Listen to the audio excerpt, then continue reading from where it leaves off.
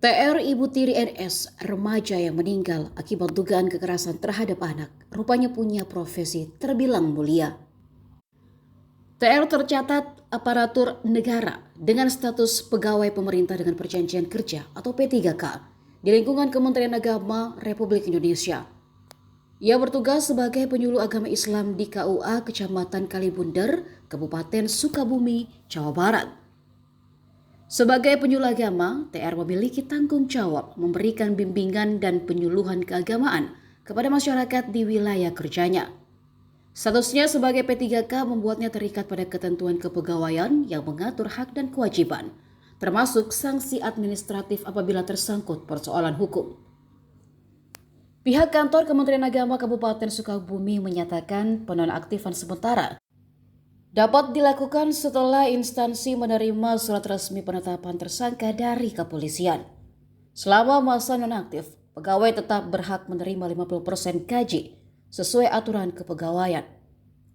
Mengacu pada regulasi Badan Kepegawaian Negara, kelanjutan status TR sebagai P3K bergantung pada putusan pengadilan. Jika vonis di bawah 2 tahun penjara, ia berpeluang diaktifkan kembali. Namun apabila hukuman melebihi 2 tahun, statusnya sebagai P3K dapat diberhentikan. Kasus ini ditangani oleh Polres Sukabumi setelah TR ditetapkan sebagai tersangka dalam perkara yang menyebabkan meninggalnya anak tirinya. Peristiwa tersebut terjadi di Kecamatan Jampang Kulon, Kabupaten Sukabumi. Di luar proses hukum yang berjalan, sorotan publik ini juga tertuju pada latar belakang profesi TR sebagai penyuluh agama, jabatan yang selama ini identik dengan peran pembinaan moral dan sosial di tengah masyarakat.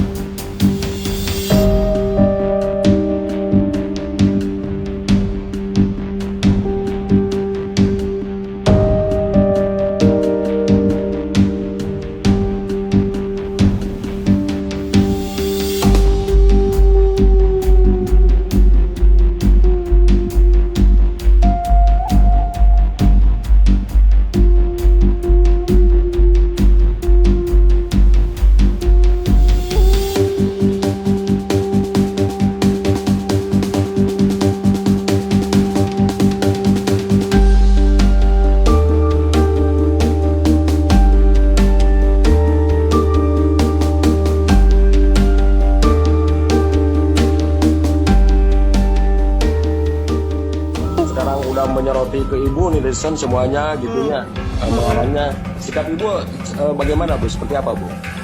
Ya kalau saya kan pasrah aja, Allah yang maha tahu kan gitu. Kalau memang ini membuat anak saya tenang, ya apa boleh buat. Aturan di Indonesia ini, aturan negara atau aturan manusia kan bisa dirubah, bisa dibuat-buat. Kalau aturan Allah kan tidak. Ya saya pasrah aja gitu. Ya mudah-mudahan aja ada keajaiban, mudah-mudahan kebenaran bisa diperlihatkan gitu. Pokoknya ini kan gini Pak, kalau saya sih berharap ini tidak diperpanjang, tidak dipersulit, tidak dipermasalahkan. Toh anak saya kan sudah hilang, sudah tidak ada. Saya berduka ini. Dengan adanya diotopsi, dengan adanya diviralkan, apa keuntungan buat saya? Anak tidak bisa hidup lagi. Anak sekarang dikuburkan di Pulasara harus pakai duit. Ada tidak sih yang membantu saya kan gitu? Jangan menjadi pahlawan kesiangan gitu. Giliran saya tahlil ke kiai yang nyali kubur, yang ini yang namanya tahlil di kampung itu harus pakai uang.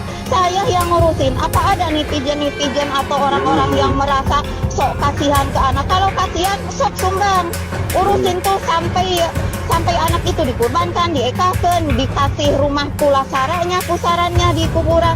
Kan harusnya begitu. Bukan digoreng di media sosial. Begitu kalau benar-benar sayang ke anak, apalagi sekarang udah almarhum, sok doain, kasih rezeki, kasih wakaf untuk anak. Ini takdirnya anak saya sudah sampai di sini. Jangan sampai ada yang merasa dirugikan, apalagi sampai ada yang menjadi korban pidana ini itu. Tidak ada, anak meninggal ini takdirnya, dan ini karena secepatnya. Itu aja.